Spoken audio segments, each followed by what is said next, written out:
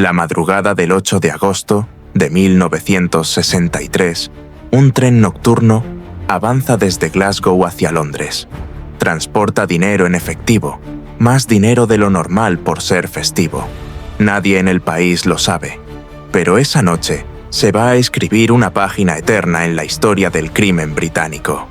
El hombre que lo ideó todo fue Bruce Reynolds. Durante meses estudió cada detalle: horarios del tren postal, número de trabajadores a bordo, tiempos de paso y posibles lugares para detenerlos sin llamar la atención. Su meta no era solo robar, quería ejecutar el golpe perfecto, el que lo convirtiera en leyenda. Había una pregunta clave: ¿cómo se detiene un tren en mitad de la noche? No podían esperar a una estación, demasiado arriesgado. No podían provocar una avería mecánica, demasiado complicado. La opción más práctica era manipular una señal de tráfico ferroviario. Eso hicieron. Taparon la luz verde y conectaron una batería para encender solo la roja. Para el maquinista, aquello era una orden indiscutible: frenar de inmediato. Pero había otro problema. El lugar elegido para detenerlo estaba cerca de una base militar. Pasar por el campo a esas horas podía levantar sospechas. La solución fue simple y brillante. Algunos de los ladrones se vistieron con uniformes militares. Así, si alguien los veía en la oscuridad, parecerían soldados en maniobras rutinarias. El tren postal llevaba varios vagones. Solo uno, el de alto valor, contenía el dinero: sacos y sacos de billetes. Los demás transportaban correo, y en algunos trabajaban mensajeros que ordenaban cartas y paquetes. La banda no contaba con esa actividad dentro del tren. No fue un obstáculo grave, pero sí una sorpresa que complicaba la calma que esperaban encontrar. Dos hombres tenían la misión de neutralizar al maquinista Jack Mills sin usar violencia. Ese era el plan inicial, pero las cosas se torcieron. Jack se resistió y en la tensión recibió un golpe en la cabeza con una barra de hierro. Cayó al suelo, inconsciente. Cuando Bruce Reynolds llegó a la cabina y lo vio tendido en el suelo, estalló de furia. Necesitaban al conductor vivo para mover el tren hasta el punto exacto del asalto. Bruce Reynolds les reprochó haber puesto en riesgo todo el plan. Por suerte, Jack no estaba muerto. Aturdido, sangrando y medio consciente, aún pudo manejar la locomotora bajo la presión de la banda. Con el maquinista obligado, movieron la locomotora y el vagón del dinero unos cientos de metros más allá, hasta un punto solitario: el puente de Bridego. Allí los esperaba un camión, preparado para cargar el botín. En plena oscuridad y silencio, comenzaron a pasar los sacos de dinero del vagón al camión. Eran 120 sacos llenos de billetes usados. Cada bolsa, cada movimiento, estaba medido. Con el botín asegurado, la banda se dirigió a una granja aislada en Buckinghamshire. Allí planeaban quedarse escondidos unos días, esperar a que bajara la presión policial y después repartirse el dinero y desaparecer. En la granja, el ambiente era de triunfo. Se habían llevado más de 2,5 millones de libras, una cifra enorme para la época. La idea era clara: pasado un tiempo prudente, dividir el dinero, borrar huellas y separarse. Cada uno debía regresar a su vida con una fortuna en efectivo y la promesa de no llamar la atención. Pasaban solo unos días del atraco cuando la policía llegó a una conclusión: los ladrones estaban escondidos a menos de 30 millas del lugar del robo. El problema fue que esa información llegó a la radio. Bruce Reynolds la escuchó en directo mientras desayunaba. La frase era clara: la policía va a registrar todas las granjas de la zona. Reunió a la banda y les dijo lo que había escuchado. La policía iba a llegar, quizá en cuestión de horas. No había margen para pensar. Tenían que irse ya. Los sacos se abrieron a toda prisa. Montones de billetes sobre la mesa, manos nerviosas repartiéndolos. Bruce Reynolds lo dejó claro: cada uno tomaría su parte y se marcharía por separado. El camión arrancó por caminos secundarios. fueron dejando a los hombres en distintos lugares para que cada uno siguiera luego por su ruta separada.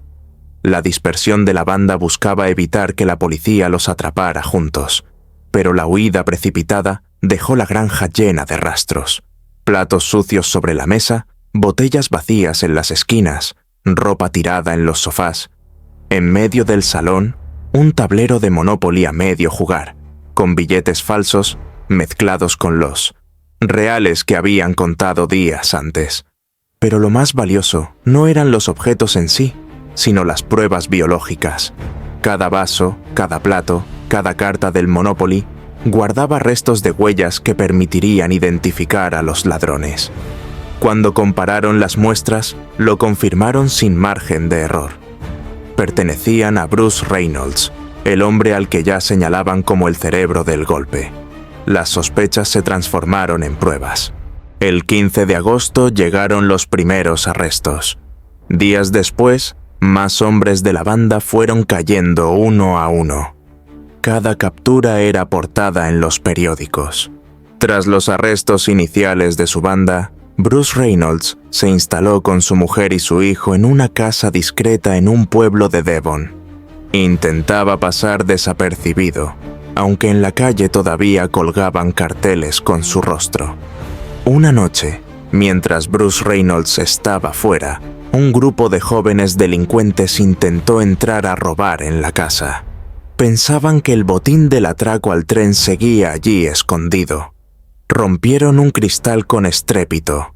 El ruido alertó a los vecinos. Sospechando que estaban asaltando la vivienda, llamaron a la policía de inmediato. Cuando los agentes llegaron, los ladrones ya habían huido. Dentro de la casa estaban Bruce Reynolds y su esposa.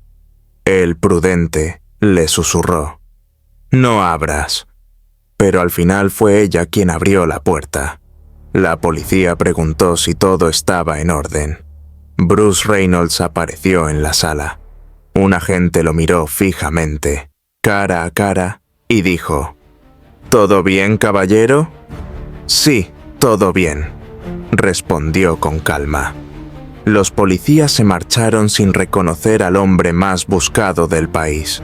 Minutos después, en la comisaría, uno de los agentes cayó en la cuenta. Había visto a Bruce Reynolds y lo había dejado escapar. El retrato del fugitivo estaba en todas las paredes, en cada cartel de «Se busca». Para cuando volvieron a la casa, Bruce Reynolds ya no estaba. Había huido. Con documentos falsos, viajó primero a México y después a Canadá, llevando consigo a su familia. Durante un tiempo, vivió con lujos, fiestas, viajes, coches. Pero la fortuna del gran atraco no era eterna. El dinero se evaporaba y Bruce Reynolds empezaba a sentir de nuevo la presión. En Londres, la policía cambió de método. Decidieron seguir a antiguos cómplices en libertad, esperando que alguno los guiara hasta Bruce Reynolds. Uno de esos hombres viajó hasta Canadá. Allí, la policía confirmó que se había reunido con Bruce Reynolds. Descubrieron lo esencial. Estaba arruinado y pensaba en regresar a Inglaterra para preparar otro golpe. Bruce Reynolds volvió a Inglaterra y se instaló en secreto. La policía, ahora un paso por delante, vigilaba cada contacto, cada movimiento. Después de 5 años de fuga, localizaron su casa. Una mañana llamaron a la puerta. Abrió su hijo. «¿Está tu padre en casa?», preguntó un agente. Bruce Reynolds apareció bajando las escaleras con serenidad. «¿Cuánto tiempo, Bruce?», dijo el policía. Él contestó: «Efectivamente, habrá que celebrarlo». Y, antes de irse, se despidió de su hijo. «Voy a estar una temporada fuera. Cuida de tu madre». La huida de Bruce Reynolds llegó a su fin. El hombre que desafió a todo un país terminó cayendo. y con él se cerraba la última página del gran atraco al tren.